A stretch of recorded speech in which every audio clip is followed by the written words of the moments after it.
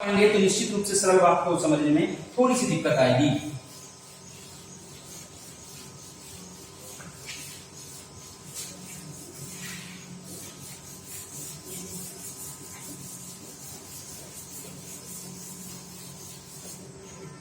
आते हैं रचना के आधार पर वाक्य भेद। तो रचना के आधार पर वाक्य भेद तीन प्रकार के होते हैं। नंबर एक, सरल या साधारण वाक्य। ठीक है, सरल एवं साधारण वाक्य। नंबर दो होता है संयुक्त वाक्य।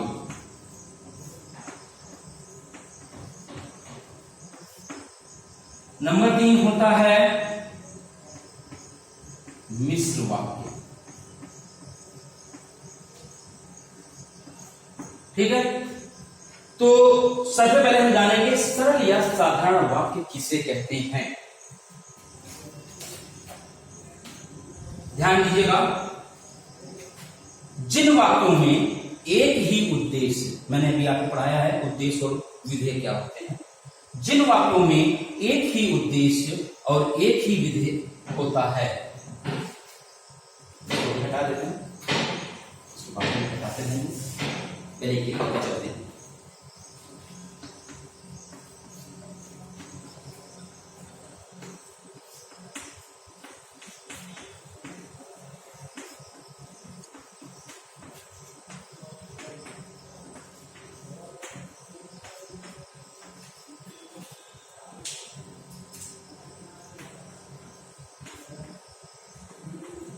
एक ही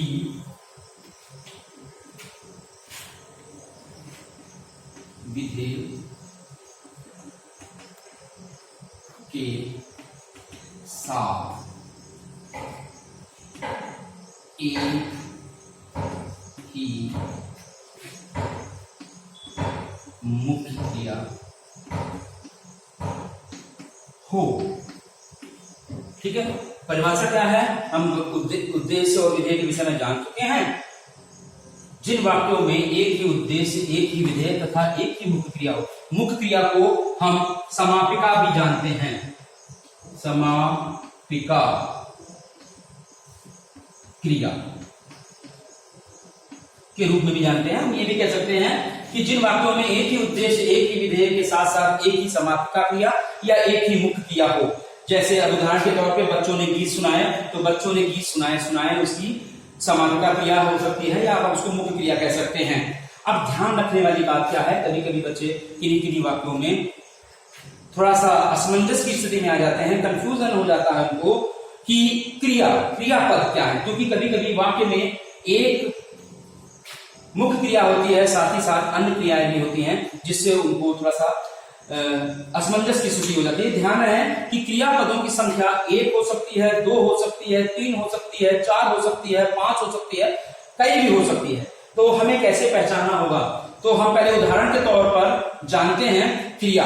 जैसे एक क्रियापद वाले कैसे कौन कौन से वाक्य हैं, वह साधु है, तो इसमें है एक क्रिया है, तो ये एक क्रियापद वाला वाक्य है।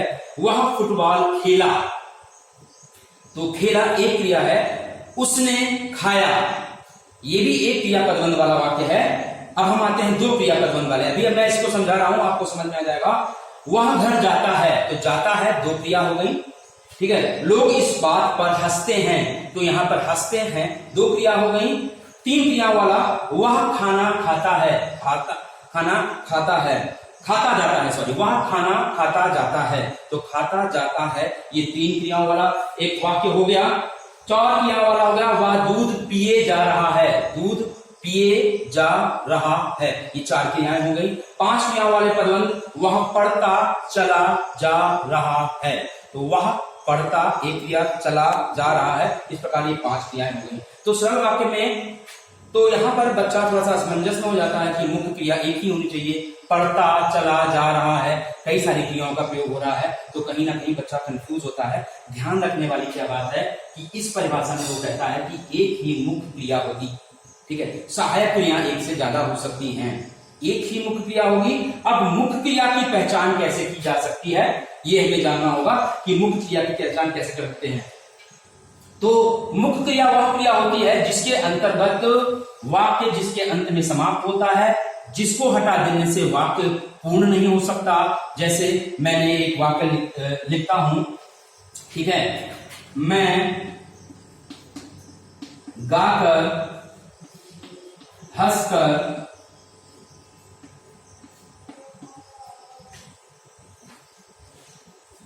मुस्कुरा कर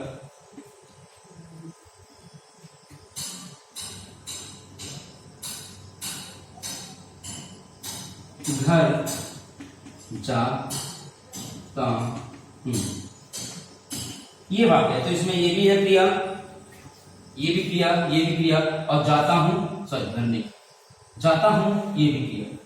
तो ध्यान देने वाली बात है कि इसमें मुख्य क्रिया कौन सी होगी। मुख्य क्रिया यदि हम ये हटा दें, जाता हूं, तो क्या हो जाएगा वाक्य, मैं गाकर हंसकर मुस्कुराकर घर, क्या कुछ नहीं है, वाक्य पूरा नहीं हो रहा है। तो वो क्रिया जो वाक्य के अंत में आएगी और जिससे वाक्य संपूर्ण होगा, वो मुख्य क्रिया कहलाती है। और बाकी गाकर, हंसकर, मुस्कुराकर, ये पूर्णकालिक क्रियाएं कहलाती हैं, जिनका प्रयोग किया जा सकता है, जो कि मुख्य क्रिया के अंतर्गत नहीं आती हैं। तो यहाँ पर वाक्य का जो नियम है कि उसमें एक ही मुख्य क्रिया होनी चाहिए, तो इस वाक्य में एक ही मुख्य क्रिया है, इस कारण से ये सरल वाक्य में आएगा। तो मुख्य क्रिया की पहचान बहुत सरल है कि वाक्य की वह क्रिया जो वाक्य के अंत में आए और वाक्य को पूर्ण करे, जिसका लगना अनिवार्य हो। अन्य क्रियाओं का लगना अनिवार्य नहीं होता, वो इच्छित भी होता है। इसमें से हम कोई भी चीज हटा दें, मैं ये गाकर हटा दूं, ठीक है ना, मैं गाकर हटा दूं तब भी वाक्य पूरा होगा, या मैं हंसकर हटा दूं तब भी वाक्य पूरा होगा, और मैं मुस्कुरा के इसको हटा देता हूं तब भी वाक्य पूरा होगा। अर्थात ये इच्छित अंग है, अनिवार्य अंग नहीं है, बल्कि ये जो क्रिया है मुख्य क्रिया, वो अनिवार्य क्रिया होगी, इच्छित अंग नहीं होगी, इच्छित क्रिया नहीं होगी। इसलिए बहुत ही आसान तरीका है। अब इसके आधार पर हम ये जान पाए कि सरल वाक्य वे वाक्य होते हैं जिनमें एक ही उद्देश्य हो, उद्देश्य हम पहले पढ़ा चुके हैं आपको, एक ही विधेय हो, पढ़ा चुके हैं, एक ही मुख्य क्रिया हो, हमने मुख्य क्रिया और पूर्णकालिक या सहायक क्रियाओं का भेद आपको बता दिया। इसके साथ साथ उस वाक्य में अमूमन जो वाक्यों में आता है, विशेषण, क्रिया विशेषण, पूरक, कर्म, ये जुड़े होंगे, ये एक सामान्य सी बात है। तो इस परिभाषा के आधार पर एक उद्देश्य, एक विधेय, एक मुख्य क्रिया के साथ साथ वाक्य के अन्य अंग घटक उसके साथ होंगे, ये हो गया हमारा सरल वाक्य। अब हम आते हैं वाक्य के दूसरे भेद, संयुक्त वाक्य का, ठीक है।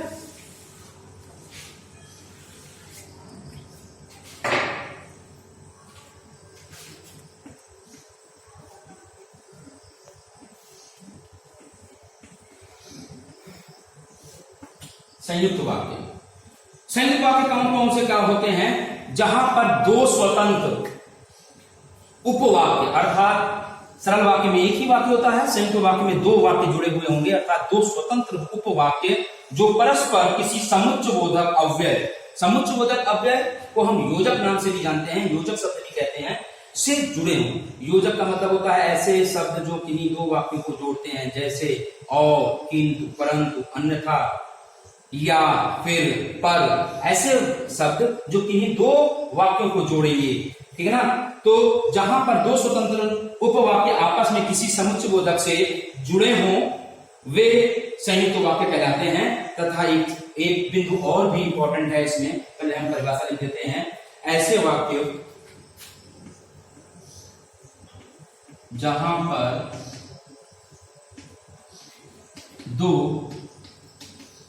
स्वतंत्र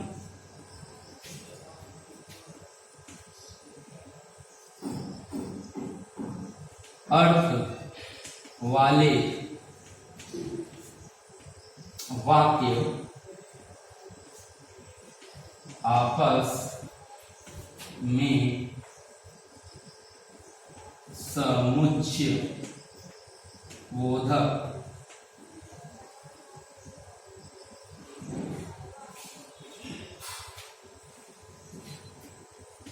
अव्यय से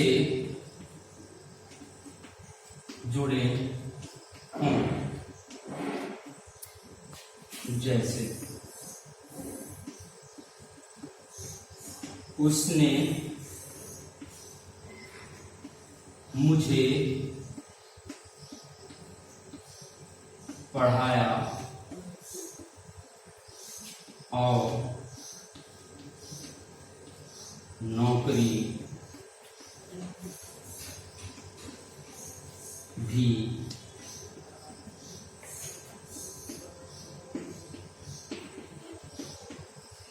दिलवाई। ठीक है, ठीक है बच्चों। यहां पे दो स्वतंत्र अर्थ वाले वाक्य आपस में समुच्चयबोधक अव्यय से जुड़े हैं। अब इस उदाहरण के तौर पे जान लेंगे कि ये परिभाषा क्या कह रही है। यहां पर उसने मुझे पढ़ाया, नौकरी भी दिलवाई, ये दो वाक्य हैं अलग अलग स्वतंत्र अर्थ देने वाले। क्या कि पढ़ाना अलग काम है और नौकरी दिलवाना अलग काम है। अर्थात क्या क्या दो वाक्य जो स्वतंत्र अर्थ वाले हैं और किससे जुड़े हैं? योजक से जुड़े हैं। योजक अर्थात समुच्चयबोधक अव्यय, योजक शब्द से जुड़े हुए हैं। तो ये क्या हो गया? ये यहाँ पर ध्यान देने वाली बात है। इसको पहचानने का सबसे अच्छा तरीका है कि जब कभी भी हम इसको हटा दें अर्थात योजक या समुच्चयबोधक हटा दें तो जो संयुक्त वाक्य हैं वो अलग अलग लिखे जा सकते हैं। जैसे हम लिख देंगे, पहला वाक्य बन जाएगा उसने मुझे पढ़ाया, दूसरा वाक्य बन जाएगा उसने मुझे नौकरी दिलाई, ठीक है ना, या नौकरी दिलवाई। ठीक है, तो कहीं ना कहीं पर ये अलग अलग करके लिखे जा सकते हैं। अलग अलग स्वतंत्र अर्थ वाले होते हैं, इसलिए अलग अलग इनको लिखा जा सकता है। ठीक है, अब इसके भेद होते हैं, ये योजक के भेद होते हैं। पहला होता है संयोजक, दूसरा होता है विभाजक,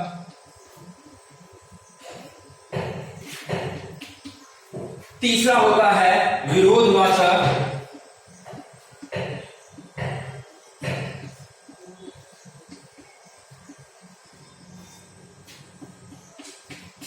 चौथा होता है परिणामवाचक।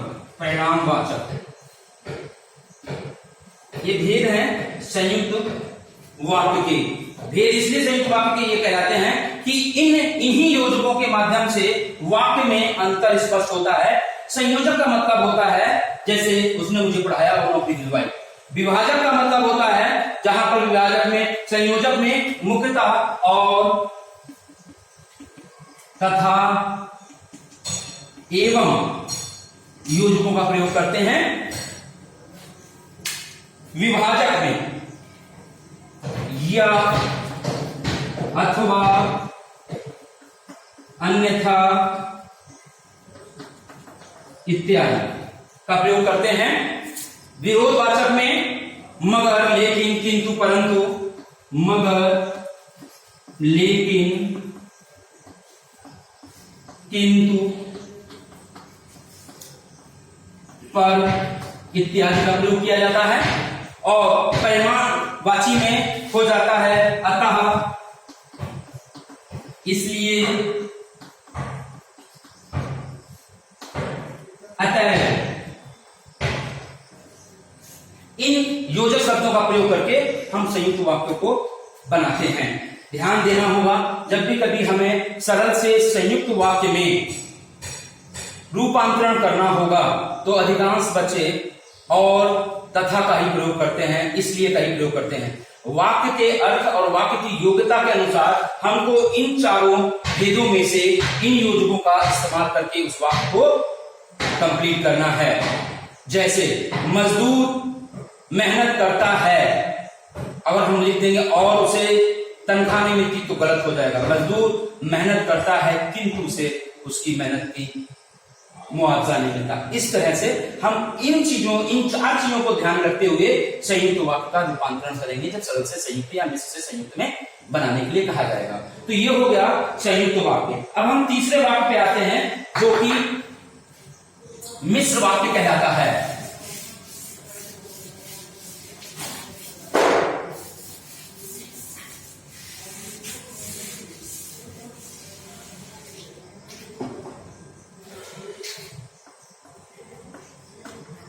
वाक्य का तीसरा और अंतिम भेद मिश्र वाक्य। हमने अभी जाना कि संयुक्त वाक्य में दो वाक्य परस्पर योजक से जुड़े होते हैं किंतु उनका स्वतंत्र अर्थ होता है, वे अलग अलग लिखे जा सकते हैं। मिश्र वाक्य में इसका विपरीत होता है, जहां पर वाक्य में, जिस वाक्य में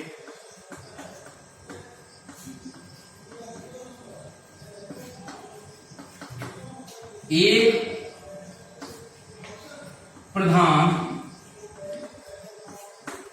व दूसरा आश्रित या गौड़ हो। ठीक है, तो वहां पर दो पद थे, वहां पर दो वाक्य थे जो परस्पर स्वतंत्र अर्थ रखने वाले थे और किसी योजक से जुड़े थे। यहां पर मिश्र वाक्य में एक वाक्य में एक से अधिक, दो से भी अधिक हो सकते हैं, दो या दो से अधिक भी हो सकते हैं, जिसमें एक पद प्रधान होगा तथा दूसरा पद उस पर आश्रित रहेगा, उस पर डिपेंडेंट रहेगा, अर्थात गौड़ रहेगा। वे ऐसे वाक्य जो हैं वो मिश्र वाक्य कहलाते हैं। जो वाक्य मिश्र वाक्य पे डिपेंड होते हैं वो आश्रित वाक्य कहलाते हैं। उदाहरण के तौर पे मैं आपको समझाना चाहूंगा, माता जी ने कहा कि वे कल आएंगी, तो माता जी ने कहा, ये उस, और ध्यान रखेंगे इस बात का कि जो भी प्रधान वाक्य होगा उसकी ही क्रिया मुख्य क्रिया होगी। तो माता जी ने कहा ये प्रधान हो जाएगा, कि वे कल आएंगी वो उसका आश्रित उपवाक्य हो जाएगा। वह किताब फट गई जिसे आपने दिया था, तो जिसे आपने दिया था ये आश्रित हो गया, वह किताब फट गई ये प्रधान हो जाएगा। तीसरा हो जाएगा, हम स्टेशन पहुंचे जब गाड़ी सब तक गाड़ी छूट चुकी थी, तो तब तक गाड़ी छूट गई थी, ये आश्रित हो जाएगा और बाकी उसका जो पहला वाला पद है वो प्रधान हो जाएगा। आज हमने अपने प्रथम अध्याय का वाक्य के आधार पर वाक्य भेद के विषय में जाना है।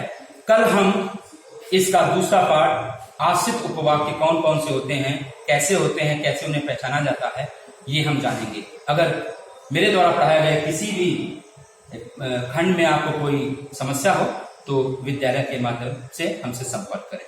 धन्यवाद।